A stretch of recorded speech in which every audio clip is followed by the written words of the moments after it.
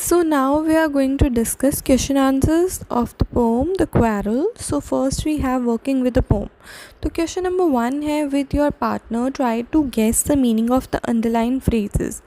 अपने पार्टनर के साथ अपने फ्रेंड के साथ कोशिश करो जो अंडरलाइन फ्रेजेस हैं उनका मीनिंग गेस करने की. सो जैसे यहाँ पे फर्स्ट है and somehow we fell out. इसका मतलब है फेल आउट का मतलब है क्वारल्ड, लड़ाई करना. ये आपको अंडरलाइन किए हुए मिल जाएंगे. टर्न ब्लैक भी अंडरलाइन किया हुआ मिलेगा बुक में.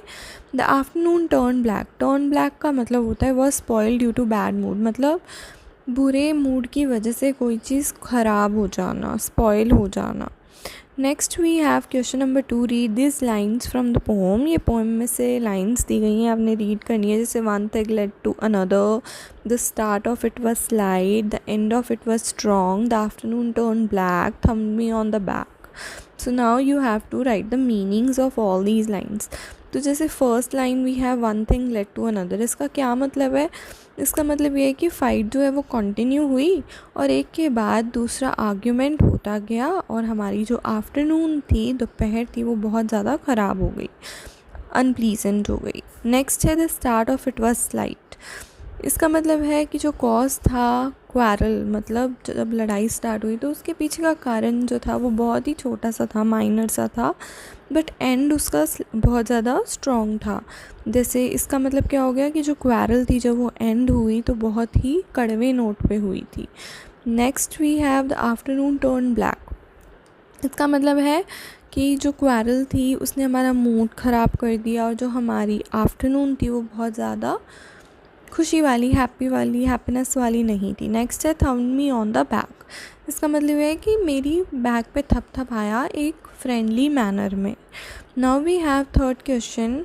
Describe a recent quarrel that you have had with your brother. ये तो आप अपने आप बना करके भी आंसर इसका लिख सकते हैं, बिकॉज ये जेन्युइनली आपने इसका आंसर देना है कि आपने यहाँ पे एक रीसेंट क्वारल डिस्क्राइब करनी है जो आपके भाई के साथ अभी हुई है, या सिस्टर के साथ, या फ्रेंड के साथ जो लड़ाई आपकी हुई है, कैसे वो शुरू हुई और कैसे, क्यों आप लड़े आपस में और कैसे उसका एंड हुआ, ये आपने बताना है. तो यहाँ पे I am just giving you one example answer के रूप में. जिससे my sister is my best friend.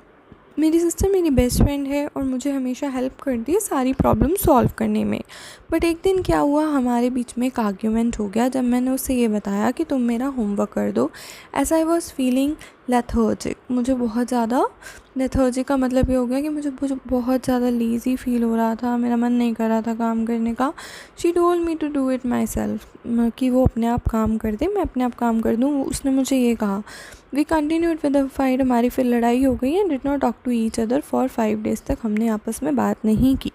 I told my mother about the fight. मैंने अपनी मम्मी को फ़ाइट के बारे में बताया. मेरी मम्मी ने कहा कि ये तो एक मिस्टेक की वजह से फ़ाइट हुई है, इसलिए मुझे माफ़ी मांग लेनी चाहिए. तो मैं मेरी सिस्टर के पास गई और मैंने उस इशू को रिजॉल्व कर दिया सॉरी बोलते हुए. सो यहाँ पे सारे क्वेश्चंस ख़त्म होते हैं. अगर आपको वीडियो अच्छी लगे तो वीडियो को लाइक कीजिए, चैनल को सब्सक्राइब कीजिए, बेल नोटिफिकेशन दबाना ना भूलिएगा ताकि आपको आने वाले